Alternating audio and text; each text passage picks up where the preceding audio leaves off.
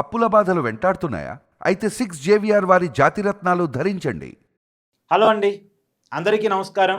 నేను మీ కట్టా కార్తీక్. డిసెంబర్ 4వ తారీఖున రష్యా అధ్యక్షుడు పుతిన్ ఇండియాకి రాబోతున్నారు. మన దేశ రాజధాని ఢిల్లీకి 4వ తారీఖున చేరుకుంటారు. 4, 5 2 రోజుల పాటు కూడా భారతదేశంలోనే ఉంటారు. ఇయాల డిసెంబర్ 2 కాబట్టి ఇంకొక 2 రోజుల్లో వస్తారు. 2 రోజుల పాటు భారతదేశంలోనే ఉంటారు. దేశ ప్రధాని మోడీతోటి సమావేశం అవుతారు. అనేక రకాల అంశాల మీద రష్యాకు మనకి ఒక అవగాహన రాబోతూ ఉంది. ఇప్పుడు ఇండియాకి పుతిన్ రావటం, మోడీ గారితో భేటీ కావటం, 2 రోజుల పాటు ఇండియాలోనే స్టే చేయటం, ఈ అంశాల మీద మినిట్ టు మినిట్ అమెరికా ఆరా తీస్తూ ఉంది. ఇప్పుడు అమెరికా గుండెల్లో భయం పుడుతూ ఉంది. ఎక్కడ భారతదేశం రష్యాతో ఎక్కువగా సావాసం చేసిద్దో, ఎందుకు మనం రష్యాతో ఎక్కువ సావాసం చేయటం మీద అమెరికాకు కంటగింపు. ఇప్పటికే మనం రష్యా దగ్గర ఎక్కువ చమురు కొనుగోలు చేస్తున్నామనే పేరుతోటి గతంలో మన మీద సుంకాల బాధలు చూసాం మనం. ట్రంప్ ఎప్పుడైతే మన మీద ఎక్కువ సుంకాలు ట్రంప్ మోపాడో, మన దేశం మీద విరుచుకుపడ్డాడో, మనం ఏమాత్రం తగ్గకుండా షాంఘై కోఆపరేషన్ సొసైటీ సమ్మిట్కు చైనా వెళ్ళాం. చైనాలో చైనా అధ్యక్షుడు జింపింగ్ తోటి, రష్యా అధ్యక్షుడు పుతిన్ తోటి మోడీ గారు దిగిన ఫోటో ట్రంప్ను ఎంత కలవరానికి గురి చేసిందో మనం చూసాం. ప్రెస్ స్టేషన్లో మీ అందరి డెడ్ ఎకనమీసు, మీరందరూ కలిసి మునిగిపోండి, ఇలా ఫ్రస్ట్రేటెడ్ మాటలు మాట్లాడారు. ఒక అధ్యక్షుల్లా కాకుండా సగటు మనిషిలా ప్రెస్ స్టేషన్లో ట్రంప్ ఆ రోజుల్లో ఏం మాట్లాడారో కూడా మీ అందరికీ తెలుసు. ఇప్పుడు కూడా రష్యా అధ్యక్షుడు భారతదేశ పర్యటనకి రావటం కొంత అమెరికాకి కంటగింపుగా ఉంది. కాకపోతే మనం క్లియర్గా ఉన్నాం. మనం రష్యా అధ్యక్షుడు మన దేశానికి వస్తున్నారు కాబట్టి వన్ సైడ్గా రష్యాతో లేము, అలానే వన్ సైడ్గా అమెరికాతో ఉండబోము.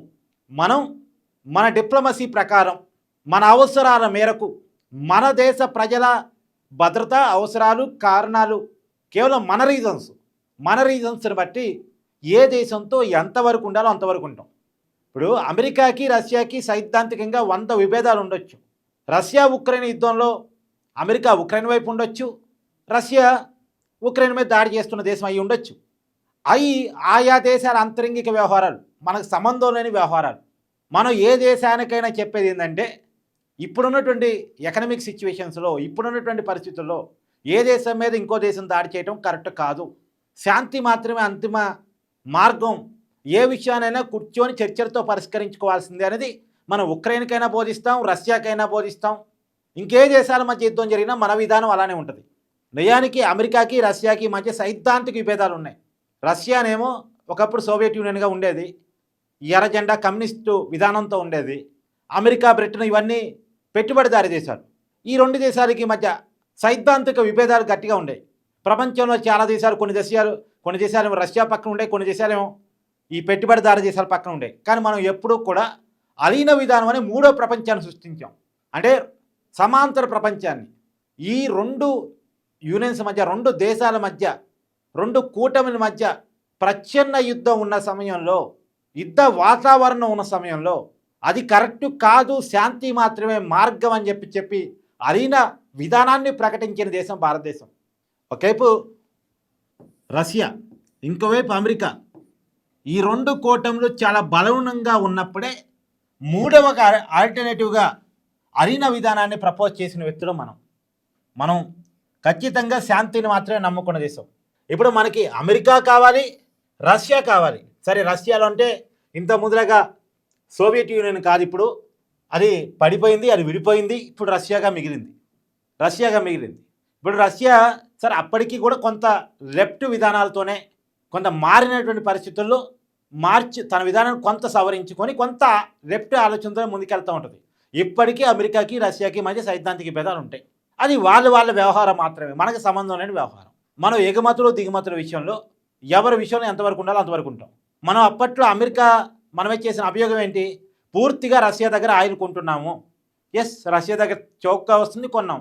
అమెరికా కొనొద్దని మనకు చెప్పడానికి ఎవరు? కొన్నాం.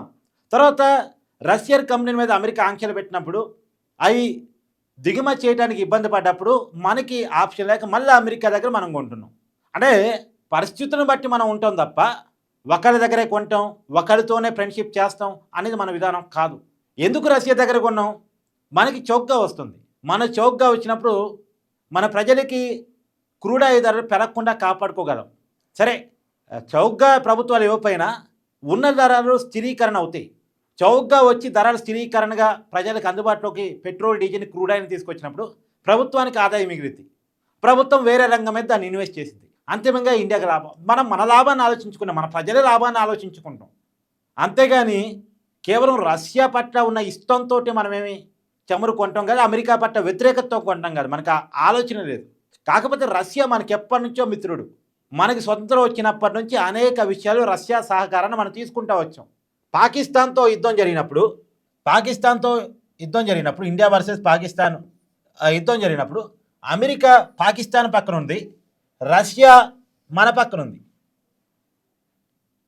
అమెరికా పూర్తిగా పాకిస్తాన్ పక్కన ఉంది 1964 ఆ టైంలో, ఇందిరాగాంధీ టైంలో పాకిస్తాన్తో యుద్ధం వచ్చినప్పుడు. పాకిస్తాన్కి ఆయుధాలు సప్లై చేసింది అమెరికా, డబ్బులు ఇచ్చింది అమెరికా. అదే సమయంలో మనకి ఆయుధాలు ఇచ్చింది రష్యా. రెండోది, రష్యాతో మన దగ్గర మనకుండేటువంటి కొలాబరేషన్ ఎలా ఉంటుందంటే, వాళ్ళతోటి టెక్నాలజీ షేరింగ్ చేసుకుంటాం, మ్యానుఫ్యాక్చరింగ్ షేరింగ్ చేసుకుంటాం, అంటే కలిసి ఉత్పత్తి చేస్తాం, కలిసి టెక్నాలజీని షేర్ చేసుకుంటాం.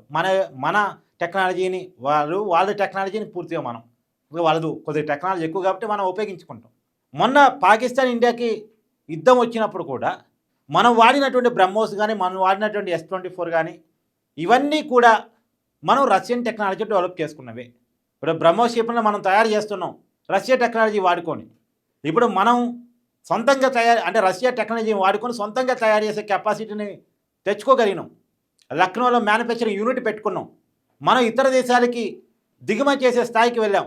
ఆ మేరకు రష్యా మనకు కోఆపరేట్ చేస్తూ ఉంటుంది, ఆ మేరకు రష్యా మనకు ఉపయోగపడుతూ ఉంటుంది. కాబట్టి రష్యా ఫ్రెండ్షిప్ని కేవలం అమెరికా కోసం మనం వదులుకోలేం. రష్యాతో మనకుంది చాలా లాంగ్ రిలేషన్షిప్. పాకిస్తాన్తో జరిగిన ప్రతి యుద్ధంలో మనతో ఉన్నది రష్యా.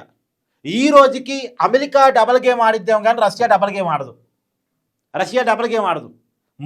మొన్న కూడా పాకిస్తాన్కి ఆయుధాలు ఎక్కడి నుంచి వచ్చాయి? అయితే చైనా లేదా అమెరికా. మనతో యుద్ధం చేయడానికి ఆయుధాలు ఎక్కడి నుంచి వచ్చాయి? అయితే చైనా లేదా అమెరికా. మొన్న కూడా IMF నుంచి 1000 కోట్ల రూపాయల నిధుల్ని పాకిస్తాన్కి అమెరికా ఇప్పించింది. పాకిస్తాన్ ఆ నిధులు దేనికి వాడిద్దో అమెరికాకు తెలియదా?